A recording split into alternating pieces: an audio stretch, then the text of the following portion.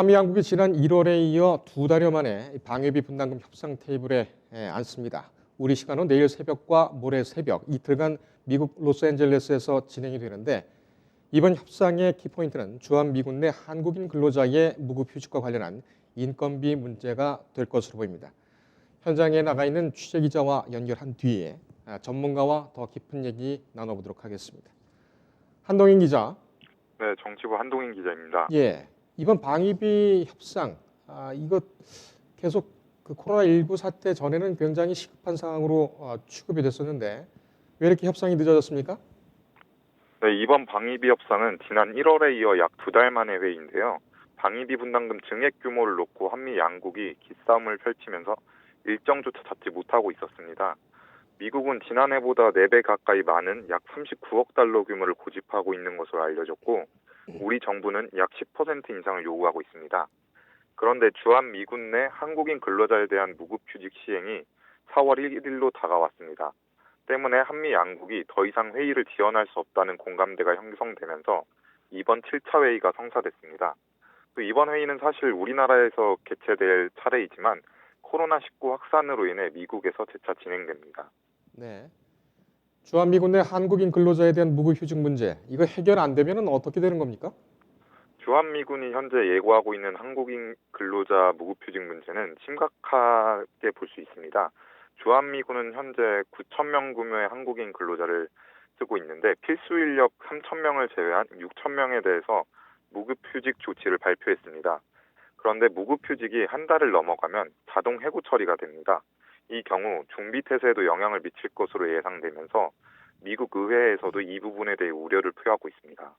예. 방위비 협상 때문에 그 한국인 주한미군의 한국인 근로자들 이 급여를 주지 않겠다 이렇게 막무가내로 나오면 상당히 좀 곤란한 상황인데 우리 정부는 이번에 협상 어떤 전략을 가지고 있습니까?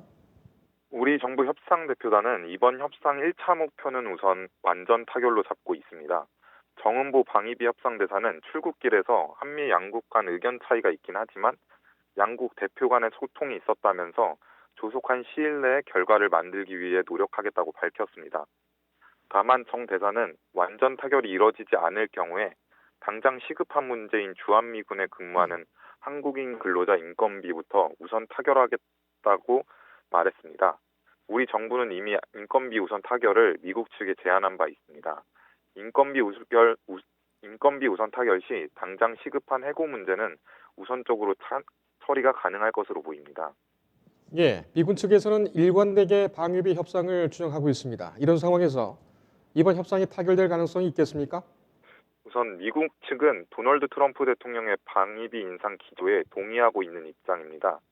미국 의회 역시 인건비 문제에 대한 해결 방안 마련 필요성에 공감하면서도 방위비 인상은 필요하다는 입장을 보이고 있습니다. 또 우리 정부가 제안한 인건비 우선 해결엔 거부 입장을 나타내고 있습니다. 미 국무부는 지난달에도 노동비용 분담에 근거한 협상은 포괄적 협상 자체를 손상시키게 될 것이라고 지적을 했습니다. 방위비 분담급의 시급한 타결 필요성엔 공감을 하면서도 인건비 우선 타결엔 부정적 입장을 견고히 하고 있습니다. 예, 한 기자 여기까지 듣겠습니다. 인터넷에 떠돌아다니는 수많은 뉴스 기사. 아직도 포털에서 일일이 검색하세요? 이제 뉴스통에서 터치 한 번으로 손쉽게 확인하세요. 최근 내가 구독한 기사를 분석해 오늘의 기사를 추천하는 개인 맞춤형 AI 뉴스. 나만의 공간인 뉴스북에서 콘텐츠를 편집하고 이용자와도 활발한 소통이 가능합니다. 사진과 영상 자유롭게 이동하고 언론사 기자들이 실시간으로 업로드하는 동영상도 확인해보세요. 더 풍성하고 새로워진 뉴스통. 지금 바로 만나보세요.